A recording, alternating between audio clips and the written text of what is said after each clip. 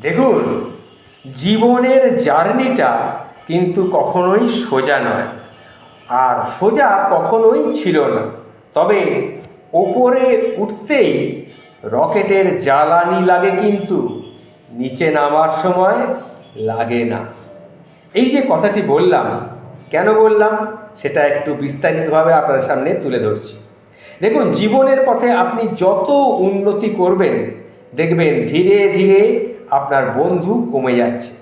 মানুষ চায় এমন সম্পর্ক যাতে মাঝে মাঝে একটু অনুকম্পা করা যায়, একটু আহা উহু একটু করা যায়।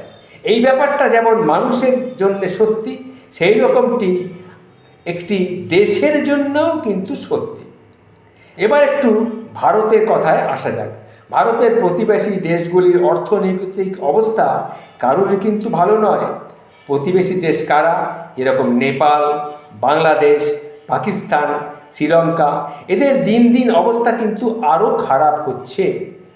এদিকে বিশ্বের তৃতীয় বৃহত্তম অর্থনীতির দেশ হয়ে ওঠা ভারতের কাছে আর বড়জোর 1 বা 2-3 বছরের অপেক্ষা।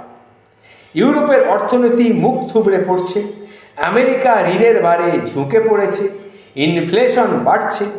এমতো অবস্থায় ভারত খুব একটা সাপোর্ট পাবে না, এটা ধরে নিয়েই চলাই ভালো।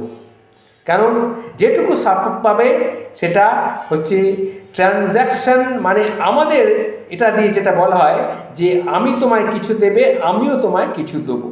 সুতরাং it's only at the top ধরে একলা চররে এই গানটা গাইতে গাইতেই এগিয়ে যাওয়া ভালো। চীন আমাদের মিত্র না হলেও এই দেশটি বিগত 2 দশকে যা করে দেখিয়েছে, তার জন্য কিন্তু এই দেশটাকে শ্রদ্ধা করা উচিত। চীনকেও এই একই রাস্তা দিয়ে হাঁটতে হয়েছে। একলা চলরে গাইতে গাইতে সে নানান রকমের বাধা বিপত্তি উপেক্ষা করে সে কিন্তু এগিয়েছে। মানলাম চীনে কংগ্রেস নেই, মাঝরাতে শুনানি শোনা সুপ্রিম কোর্ট নেই, দ্য হিন্দু বা অন্য কোনো ব্যাপারও নেই, তাও জার্নিটা কিন্তু খুব একটা টাফ ছিল। একটু ভেবে দেখুন তো, ক্যান্সি মার্কেটের 3 সিমওয়ালা আদলা ইট এর মতো সাইজ, মাইকের মতন আওয়াজওয়ালা মোবাইল থেকে আজকের দিনের ক্লিক শাওমি বা 3 ফোল্ডওয়ালা ওয়াই, এগুলো এমনি এমনি হয়নি, প্রচুর ঘামের পেছনে কিন্তু ঝরাতে হয়েছে। আমি টেকনোলজি থেকে না হয় বাদই দিলাম, আমি জানি এই জার্নিটা কতটা শক্ত। ভারতকে চীনের রাস্তায় হাঁটতে হবে, ইসরায়েলের রাস্তায় হাঁটতে হবে, ইন্ডাস্ট্রিকে রিসার্চ অ্যান্ড ডেভেলপমেন্ট ঢেলে পয়সা লাগাতে হবে, ট্রেজার থেকে ম্যানুফ্যাকচারার হতে হবে, ট্রেডার থেকে ম্যানুফ্যাকচারার হতে হবে। নিবেদিতা রিসার্চ ল্যাবরেটরিতে এটা 5টা 10টা কাজ করে কেউ কেউ কিছু করতে পারে না। দেশের মানুষকে হাড় ভাঙা পরিশ্রম করতে হবে। বাচ্চা বাচ্চা ছেলেদের ট্যালেন্ট আইডেন্টিফাই করে তাদেরকে ছোটোবেলা থেকেই কিসে সে ভালো, কোন ব্যাপারে সে আনন্দ পায়, সেটা খেয়াল রেখে তার বাবা মাকে তাকে এগিয়ে নিয়ে যেতে সাহায্য করতে হবে।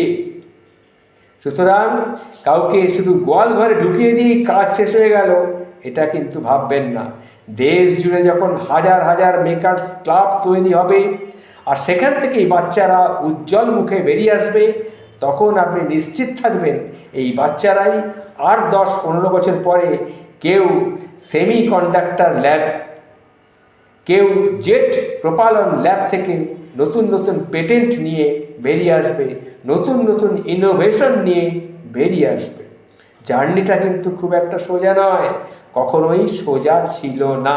তবে ওপরে উঠতে গেলে, ওই যে আমি আগেই বললাম, ওপরে উঠতে গেলে রকেটের কিন্তু জ্বালানি লাগে, কিন্তু নিচে নামার সময় সেটা লাগে না, এটা মনে রাখবেন।